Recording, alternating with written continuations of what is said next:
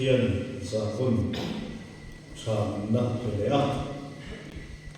ma chi bai kan ru ke na durin chu lam kun ta pin dia pa te le dia sai ko te ne pin kan pang ho te ya khamum lo dia in ka sia a tu chun dia pa te ne na dia ko program na wa kan hi ko ta ma ko kan lo ki to chin chu lo tho gen ka sia a chun program hi in me kan lo ki chin de na kan zam nam hi kan ti tel mai ke lo anh đâu cần tổ đàn chuan thì đâu vào khăn cần tiểu năm chiết đầu khan nhà mai rồi chú các ngành của Pathian hiện hiện Pathian có mấy na ra việc cũng qua thế program hi của phần lo cần lặng phong lên chuan giảm lên hiện đầu ruộng mà tiểu tu ra mình đi ra tu lo các ngành của ta đâu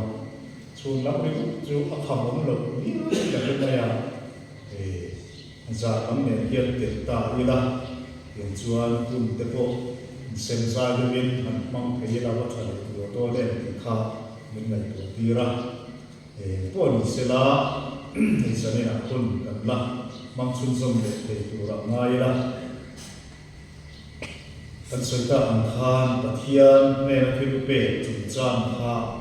ni sane na kan soi chun som yang han tu khan a moi ni hi Buhfai ṭham Pathianni han ya Buhfai ṭham ron chuana Buhfai ṭham king tu chu Thilpek ani chu wanin Thilpek lam kha kan soi chun zon don ani korin kon hina wa cha som pana tu chau ki alo chia le bange korin kon hina wa cha som pana thu kai lo ma thang a Thilpek soi pe lo wa ngin Pathian pe na lo tu om se Pathian rim kan sia chulal kon kan sa ta mal so se ani sanina hian Pathian pe na Thilpek chin cha kan soi do na Thilpek hi soi da chi san om ya kan Pathian ku a po hian Thilpek lui atang toin Pathianni ami te atanga ut le abeise le Thilpek chin chang chin sima hi an la so tu le sei ku tam tak ka omani chu kan sei ve man don lo fa sanina kan zir ho turata le kan sei turata kan than suwa hi korin thon mi na bung ria le bung wa tiam bung kha soi ta mai la alai jong khan ki ngai tu ho kan tum don ani kan ko san ho ti hian he ko vera kan om chung le kan cha chung yin Thilpek sung le pai pangin ro kan bola Pathian chu kan ti urata min ruat sak pon a chulai chu chapin wa ta Thilpek ka rong kan bola kan Pathian sibai kan hu ka hi kan pi tu ra ni a ba chang tui tung tui kuna chang tui Pathian ami te a ku thap le a mangai ka an sia ni ti a khu le le na Thilpek ka ama mangai le tu ra ti tu sang ko pe chu na ni chu sanina hian yang hian ngai tu ho kan tum panga ma sabera chuan tai la Thilpek chin chang sei do ni so ma pakhat pi chu soi kon ngai na ma in fil pir ngai la kan na de pleka ring tu de ta chuan soi fu ngai ko ra kan da ani ko san mi de ta chuan lai ko yan thil soi tu tam ta ka om kan tu lai ko vela kan mizoram chunga mizo Christian in ti te si ka chang ge uin ko sanina Pathian ne kan Thilpek chin chang te ko san kal kan Thilpek le so ma ko khat chin chang te uin soi no ma ko san thil ti le Pathian nam ta Thilpek ko ya ni lo so ma lo kai le pol kan chok se la ni tu ti lai ka la chuan ni ko san ho te ring tu te hian helai Pathianni na Thilpek panga ama mangai le le pura min khu na le min be sin na hi kan fiat sian re deu sia te ko hi a tha in ka sia ani so mo ka chung chang kan sei lo kan ti lan sei lam kai su ila so mo ka ti chu pi tur le pe tur re in khu lu ngai ko ni yen alam to lo va ko san mi te na kan ti tu ani a Pathianni ten ta chuan ko san kan oma ko san singa kan te la ni chuan kan ti tu la ni phot mai ta kan ko san kai suai na constitution bu te kan sial ve lo mai thea ko san member te ti tu ro mani ko san member te ti tu pathum na kan constitution hek som pakhat na khan Pathian ram ta na Thilpek som pakhat penge pura be siali ti kha ani chu wangin kan in en kola kan constitution poi min be sele min pu again so pakhat ti chu ko san member te ko san mi te na kan ti tu ani then izong hen sol sim le a kan constitution a tho kha ni ko san upa te ti tu le mo khu na hek som ti pakhat na khan h da khan mani ko san upa te ti tu le mo khu na khan ka chuan so mo pakhat pe nge tu la be se ani ti to de ani chu vai mo kan chuai tu upachin da ni chuan kan constitution hi kan ngai poi mo Pathian Bible atang poi ko san min phu na tang poi kan ti tu la ni se khar le ila kan soi lam kim se mane rong bol tu te ti tu ko kha wa mane phek som ti pa ni na kha rong bol tu te ti tu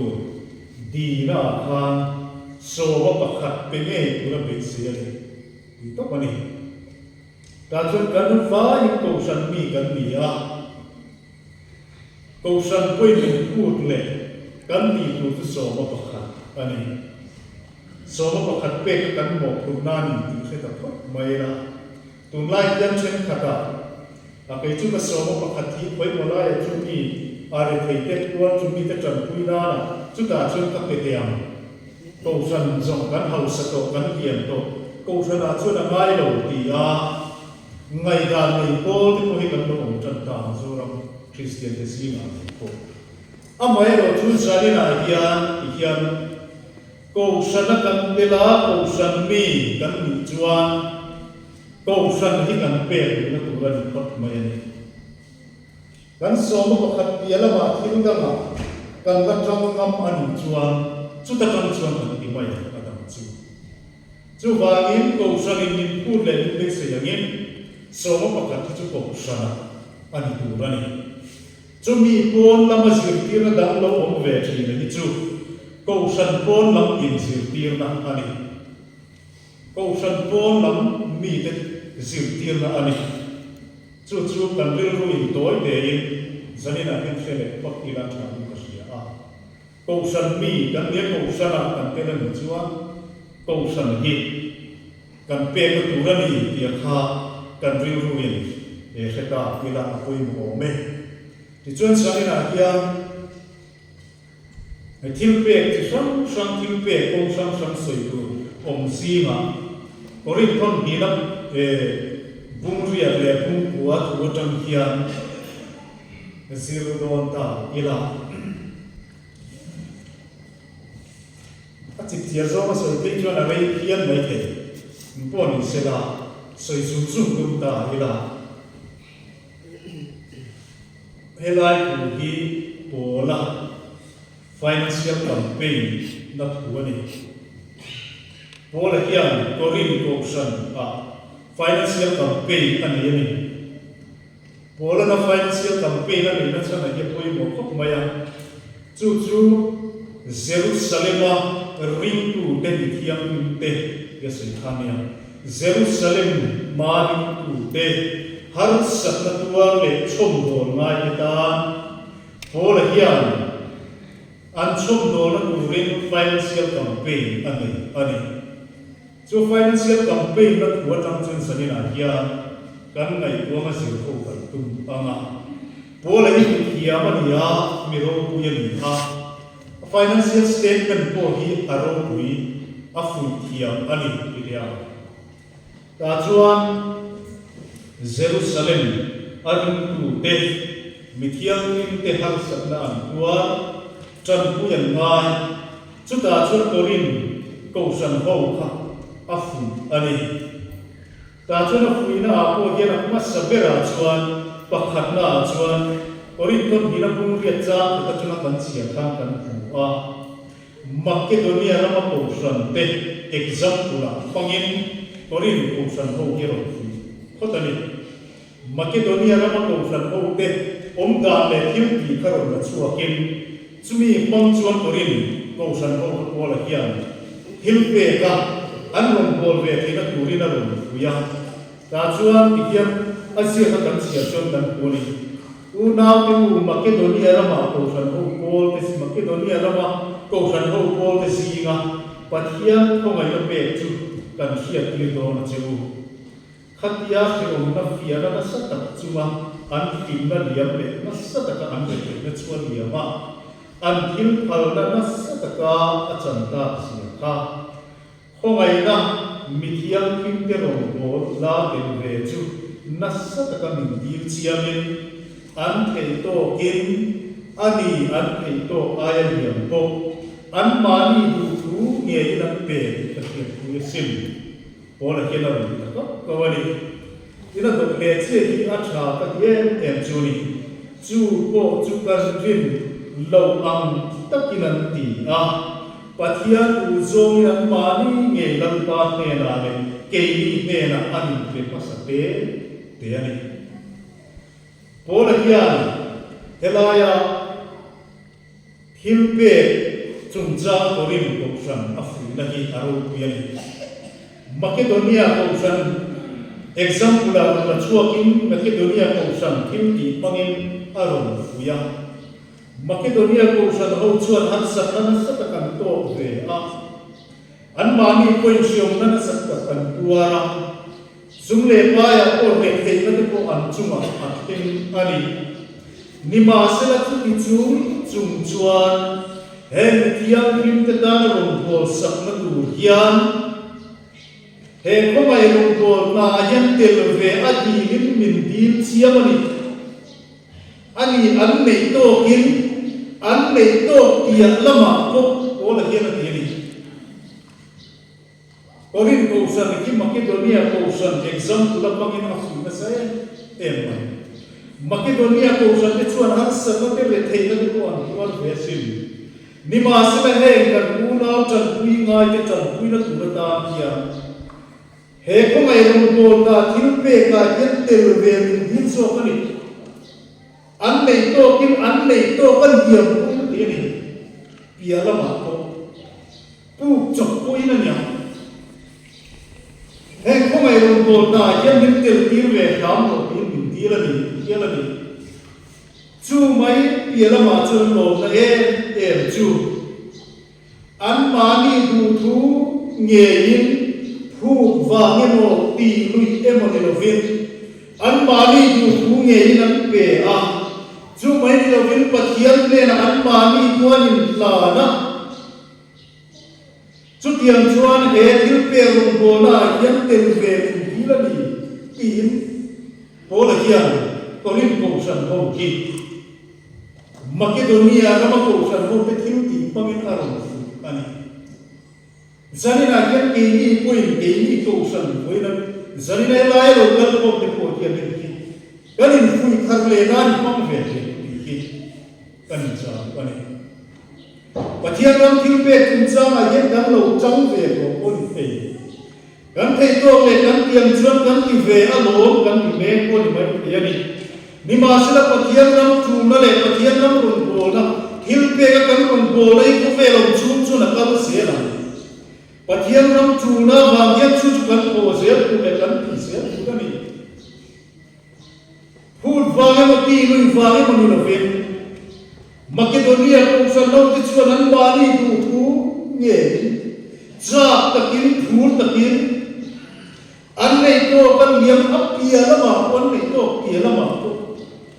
he Thilpek ka mong bola hian tel ven hi la ni hi la ni chu zani na hian ke ni ko san ho te ko hian kan rin ru hian khe thang le ila poi ka ti a ti chuan yan soi thinga dot lia chuan bola na a kam pe na thu poi mo ti le ti lai hi kam chuwa don ani ti chuan korin ko san te a fu le na pakhat poi mo ya ben chu hung ria chang wa ha kan puani kan lampa Isua Krista ko mai na chu a re thei na wa ga in lo hau sak thei na tu rin hau sama silanam ma dia wa nge yin a lo re thei ta in resi a em wang nge thil kan pe kam ko san ho thi em na nge thil pe ka rum bo tu rin kan in tui bolam he financial campaign na bolam in tu te fu ta poi mo ta chu lai kan mo ni lali Isua Krista in pe na ka bo le hian ko rin ko san te ro fu ta pang ani zani na yen ke ni ko he hian min fu thak pe le sina ta ni em vang nge mi ten Pathian nam dan Pathian te na kan pe ka an em vang nge ko san ho ti hian Pathian te na thil kan pe ka kan ram trim kan me lo chu chung poi ni mai te chen ta chu kon ne ne wa tam si kon te se pa tam si kan lo chu na ni poi mishing la ma tam chu na om ye ko mai ti ro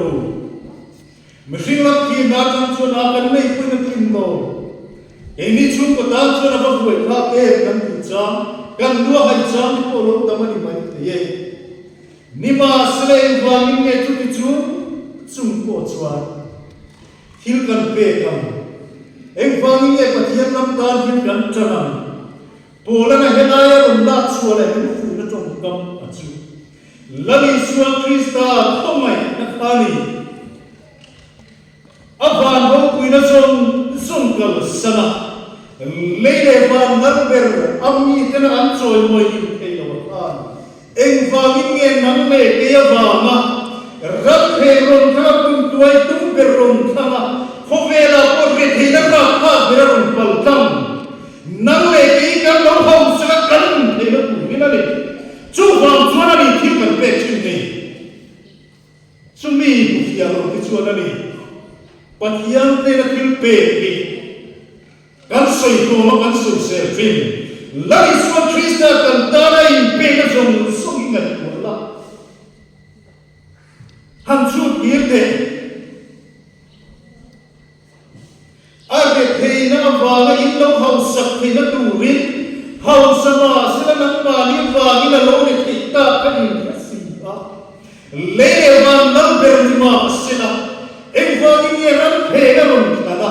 engat ye ki na pen om le ra tha be cross ron thang ngat ye ku vela ka pe theina sum sum ron pal tang nang le ki kan lo hau sa ka chat tuan kan le le sumi fia tu te chuana ni eng pi mai ka ta ni sin Pathian pe ka to ko fa sutiam pangai na sa chuan tharam na ni ki man Pathian pangai na li Isua in tan na bola na mit campaign na tu izani na yan ke ni kuin kan tu ma ya ke thar ve ina Pathian te na thil campaign chan ani Hemi bifia kalau bifia lo Pathian le na Thilpe kan soi thin te hi thek hiam lo wa lo soi ko lo ve thin ki ro hu ikhan loi te ke soi te ya ti chuan to lia chuan bola hian an lo ti to angin an lo ti to thin atangin a fuya an lo ti to thin ang khan ti se tu rin cha so ma tanga kan sia ta kan boni chumia chuan ka ngai dan ang ani ka soi ni chu in dan thasi ha kum khat ani to Atan masatu te in biya in itan chok po ni lovin du po in du tran ta boka chuti chuan du turin in peila om khan in nei ang se la hlem na mo thei na turin tu na song ti hlem to ko in peila chu om phop chuan mi anei lo pui ni lovin anei ang sia zela pe chu lom ta an si a avaro bian te ro Polang korin ko sante financial campaign na may sakmat ko hiyan ay natuhiro ko yan pero in lo ito team kung katliya aliyam to bultan na thapo in lo chan to a i zero in pay na pot chuan miat hinnum na malawin ko na alawin pay pot chuan pay tu chu om zel mayani Khain lovin pesa tuan khan izer pula innei to atanga inti khalo oma ro puyani innei lo atang ni lo bin innei atang bola ti adi ani kan pathian kia ami dei kan nei lo atanga peturin min put lo kan nei atang kia ni kan nei to atang kia ni lan pan put chuni Ani na ta chuan kan pathian ya tram pe India no da yan kan pathian ya buai lo anot lai lo lama a buai lo kan pathian min phuk le ei ba ni tana a be sei chu anot lai lo me tha lam ni lo bin kan nei to wa tanga ama kan pa mai le he na ki ni lam pa na chu ni chu ba ni mai ke ni chung kwa chu kan Thilpek ka le tham sia be tham sia ko san da ko eng ma ni lo phang ti in lo in kin to in lo in ta su kan nei to ka chang ina ni lam pa na ma kan pa ma hi pu ti kan nei lo ka chang pe tu rin min pu lo pathian ri ru le pathian le ti na chang chuan mei ai na da kan ka te re patni atha kha chunglam thina kan chuna tamper engwangin chunglam atanga chua pangai na ani wangin ani atlai lama so yani kan pathian ni buai lo fa India no na kina buai lo lampan min put le tu chu ama kan pangai na atanga luang dia ma kan nei to atanga thil kan pe ke kini chu ni pathian pe na thil kan pe thim da chu tiang chuan korin ko san ho te ko hi lo ti zero mu in ti to ka ban san mai lo hin lo ti thi mu na lo kum tlat ula kum khat lai yam to in thil ti ka lo chun zom zero in nei to patana in ti le pe ka luin lom ta ka ni chu voi na zari na ke ni ko san ho te ta ko thiam alam ni ringani ki kan siat har ve ka poi mu ik kasina kan lo ti to chi bana thil cha kan lo ti to ni poi ban san lo ven i chun zom se la kan thil ti ka ban san lo ven i chun zom se la kan nei lo chang ni lo ven kan nei to ka chang kan thil ti lam kan phu chu ni ko san puin kan phu chu ani ko san puin ni basic chu ani kan nei lo le kan ni thei lo tu ma kan phu lo ani ti ro chu va ni me kan ri ru in se ta le ti koi mo ko mai chuan em bung kwa khan ka chota ya mi thiam kim te ne la Thilpek chin chang kha ni telai chuan bolan tle min ki aron ti dan nam ta seta korin ko san bola kian korin le Makedonia rin tu te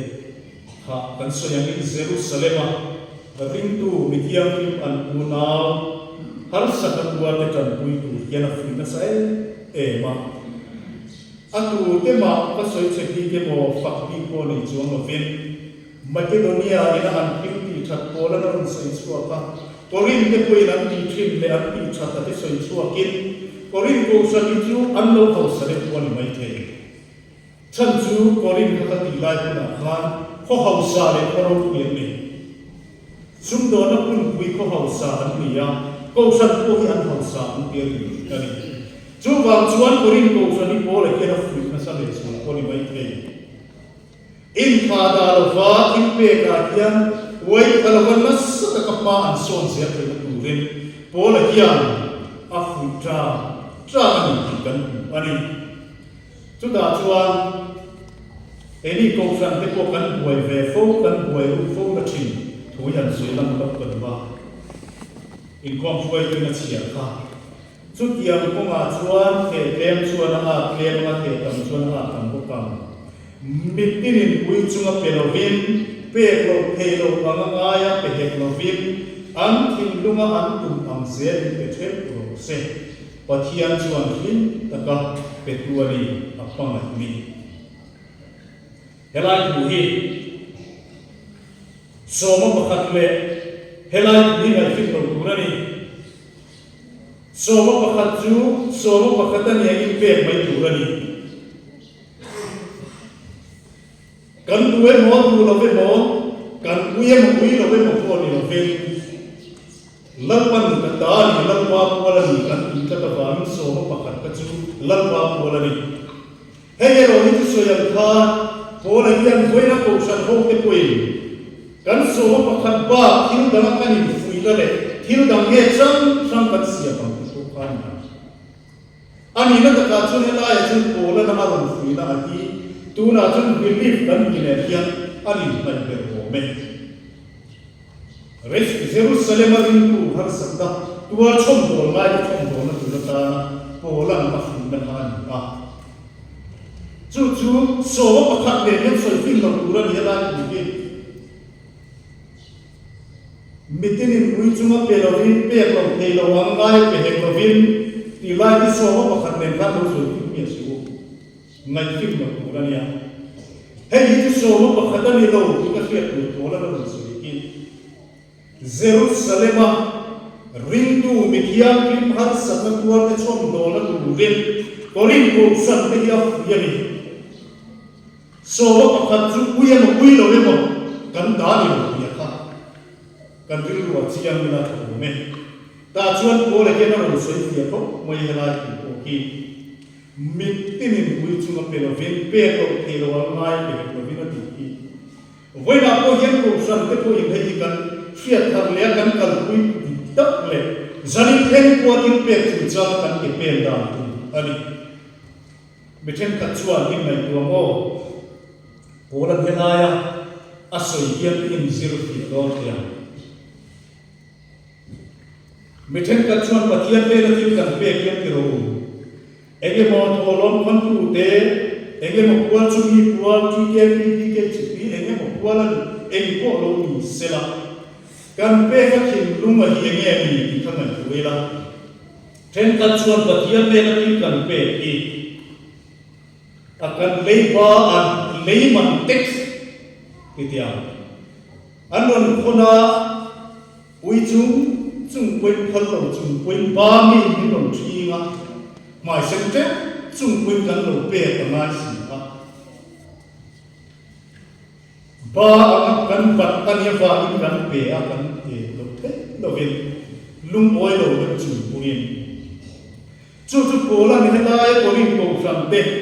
aron fuina ye ni Thilpek da tu dik kong kha kan soi so ha lo na ni pola hian chu tiang anga pathian pe na Thilpek thim kan lo ni chuan pathian hian min thing lo inei khalang pa na thing lui lo chia pe ni tu ri la pu lo chia chu tiang ta ka ui chung le lal pa ta na phal lo chunga text anga ingai ni chuan pe lo tha zo inai chu sani na ke ni point se khar ni na pathian le ko chan te po ki na niam karin phut lui lo tu mani pathi ni kan thing lo ti hi chia ki la apoi mo mai chút dia anga kan lo omani chun pola chun helaya ko ri ko san oi se ti na in tan pe lo kha poi lo ni ti chuan dot le chuan kan pe chi ka thim lung ke ma ni kha lo in chu cheu ki la helai polan min sir tir na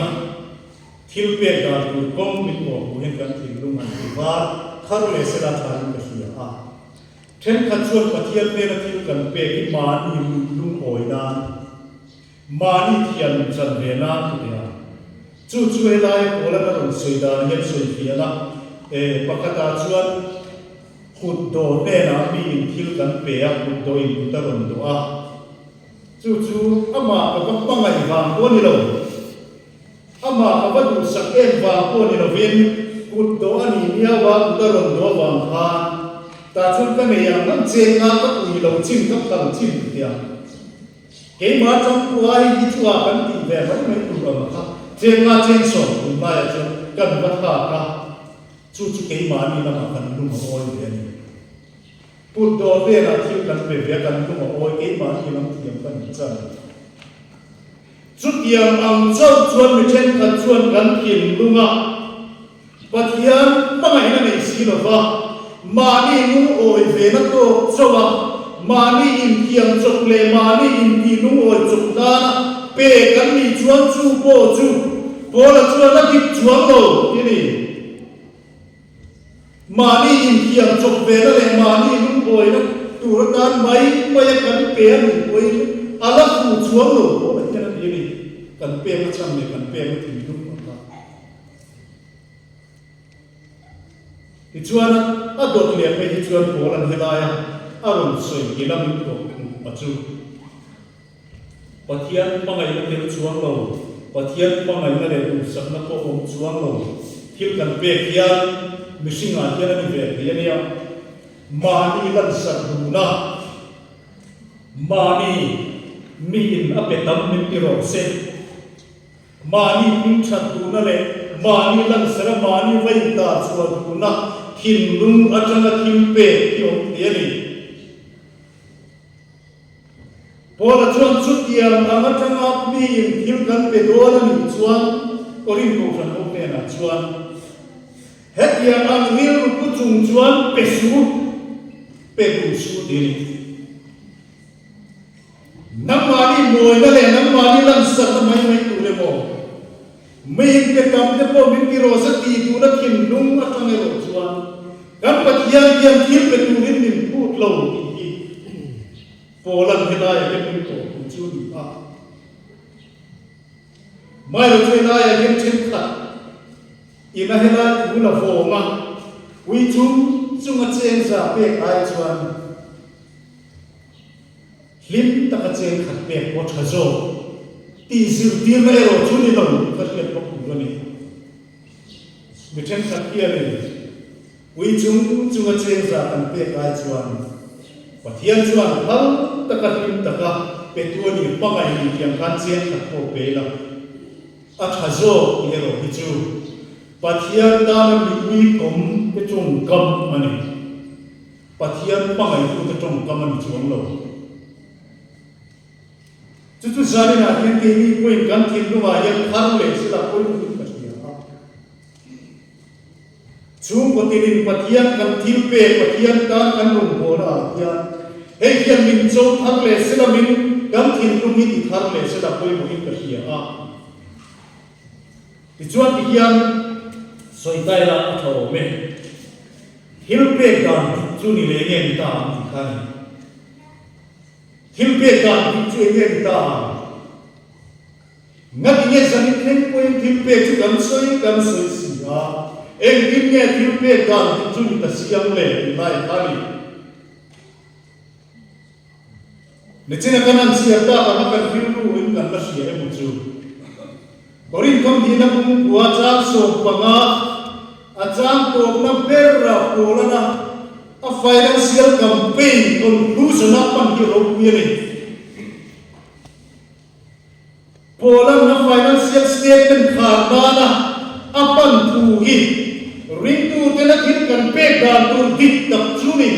chu nge ni kan chuan a thil pe soi lei thei lo wa min pathian pe na lo thuam lo se avaro ku yem pe lo a thilpe soi lei thei lo wa hian ani mi kan lo chuin na pa pe na tin pe chu ni chu ni ui chu ma chen sa pe ka chuan lam ka ni lo mi pathian pai na hi fia fa pa ui lo pe ma mi sual kan ni la kwa min chan dam na tu na ta min kan na hi ngai kwa ila chu mi bu fia ku pe chuan ani a thilpe soi lei thei lo wa hian ani lam pa te na lo chu soi hi kan pe pe chu ni kan thilpe da tu chu ni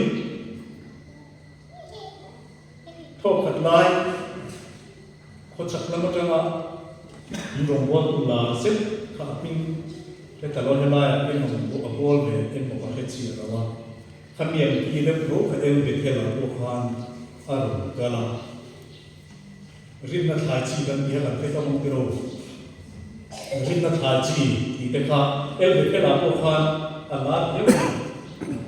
thilpe kan pe da ki zanina kan sian ta du ni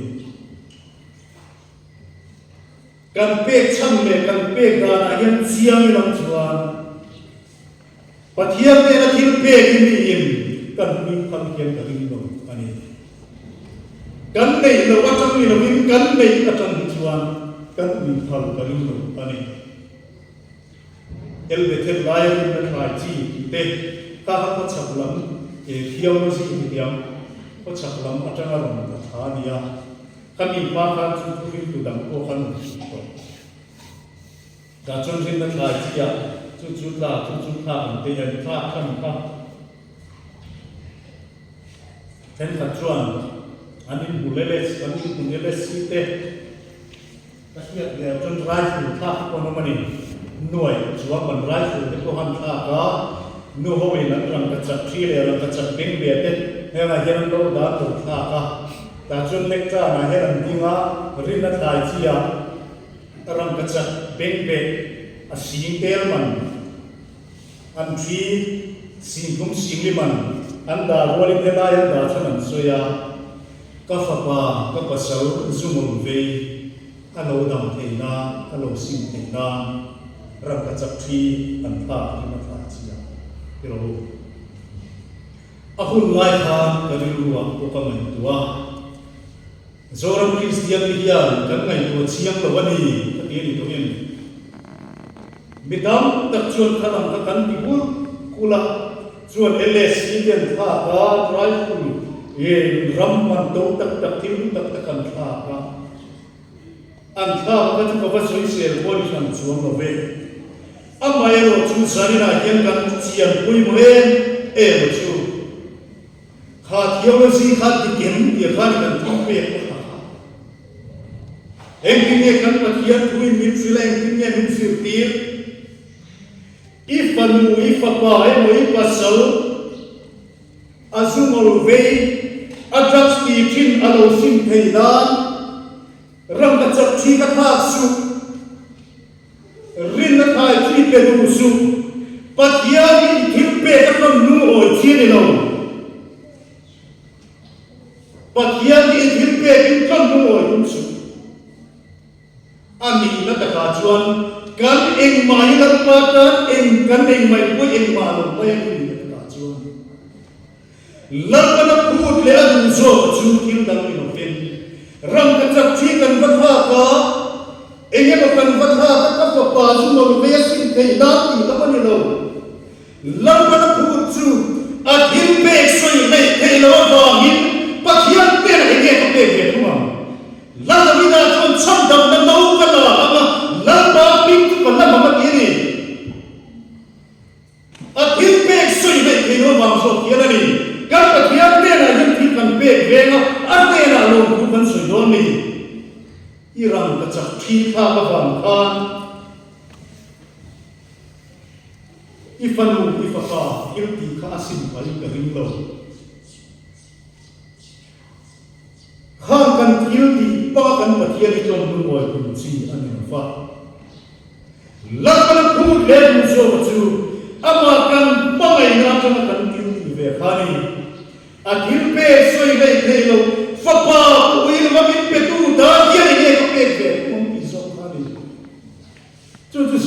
hian kan thilpek da tur le kan pe ka chan kan thim lung ni sela chumi Buhfai tu ke le trefia tu te chuan ani lalpa tan hian an nei zong to chan lo ma sela Pathian lian sum te khanami so ka ron la ni lalpa engkim mai po hin se chu pangai na tang chuan ani min no chungin lo takin lalpa ta an lo tu thin ni chu pangai na tin nung chu kan la nei pha ba ni chuan Thilpek ka kan pian khar alangai tin na ne Thilpek Pathian kan mai khar ve le ni tu re Thilpek ka kan kim lung a khar ngai ne kan kim lung ro bo bi tharau diam sol kan kim lung ro bo bi tharau diam min hon sak ro se ke kom te thil pia kom khoi bi chi ya ke kan ngai ha kon ne lia chu bua ke ka atong trai Thilpek ka Pathian pe na thingami khani mangai na kami na thil ti chuat le lamani lo atam lamani lo kapinga ka kami tui signal khat to se na ni chuan a thon lo ba ka ka ni lo chuan a lo man na cha lo ba ka ni a tlem le tam lamani lo ama kan pangai na ba kan ve ni lalpan ku tam chuni ki zari na kian ke thar le ta ila zakai piang karam khan ipiang karvete zakai chuan Pathian a piang kan kualin aro bo ahum khala piang kar ui komlutuk ni de po hi ren lo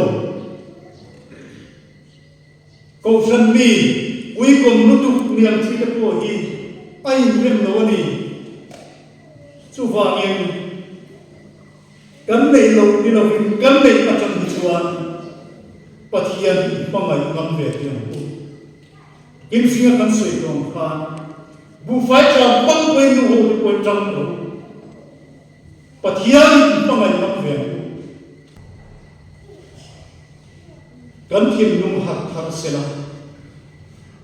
Pathian Thilpek ka ge ti pangai zual sak tiang soi tu ra tama Thilpek ka wang le Pathianni ne ta hi chuan min fiau ti na hi chata soi tu la tamani khan china kan to kan Thilpek ka Pathian kan pangal le te te tu rin lalman kan sa tan so se amen